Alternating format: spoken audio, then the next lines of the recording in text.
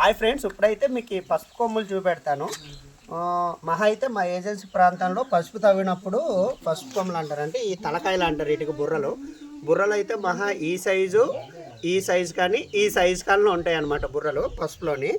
తర్వాత ఇప్పుడు ఇది మా అల్లూరు డిస్టిక్ జీకే మండలం, మా పుజర్పగల్ గ్రామం దగ్గర మా పూజారి శంకర్రావు బాబాయ్ వాళ్ళ ఇంటి దగ్గర అయితే పసుపు వేయడం జరిగింది. ఈ పసుపు పేరు వచ్చి దేశవాళీ పసుపు అట. ఈ దేశవాళీ పసుపులోని వచ్చేసి చూపిస్తాను మీకు. బుర్రలు ఏ సైజులో ఉన్నాయంటే చూడండి. నిజంగా ఫస్ట్ టైం నేను ఈ సైజులో బుర్రలు చూద్దాం అంటే చూస్తున్నారు కదా, బుర్రలు ఏ సైజులో ఉన్నాయి ఒకసారి చూపిస్తాను చూడండి. ఈ సైజులోనైతే బుర్రలు ఉన్నాయి పసుపులోని. నిజంగా నేను ఫస్ట్ టైం అనమాట, మొదటిసారి ఈ సైజులో ఉన్న పసుపు కొమ్మ బుర్రలను అయితే చూస్తున్నాను. నేను ఎవరైనా చూస్తే వీటికి ఎదురు కొమ్ములు అనుకుంటారేమో, ఈ ఎదురు కొమ్ములు అయితే కాదండి, పసుపు ఒక్క బుర్రకాయలు. ఈ బుర్రలు అయితే ఇంత పొడవు ఉండడం ఫస్ట్ టైం చూస్తున్నాను.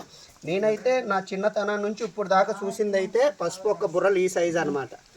మొదటిసారి మా శంకర్రావు బాబాయ్ అంటే మా పూజారి శంకర్రావు బాబాయ్ అంటే మా పూజారి పగల దగ్గర వాళ్ళ ఇంటి పెరట్లో పండించిన ఈ దేశవాళీ పసుపు దాంట్లోనైతే ఈ సైజు దాకా అయితే బుర్రలు అయితే ఎదగడం జరిగిందండి. నిజంగా ఇది చాలా ఆశ్చర్యానికి గురి చేసి అనమాట. ఈ చుట్టుపక్కల ఉన్న వాళ్ళు అయితే ఈ బుర్రకాయలు చూడడానికి చాలా మంది అయితే ఇక్కడికి వస్తున్నారు.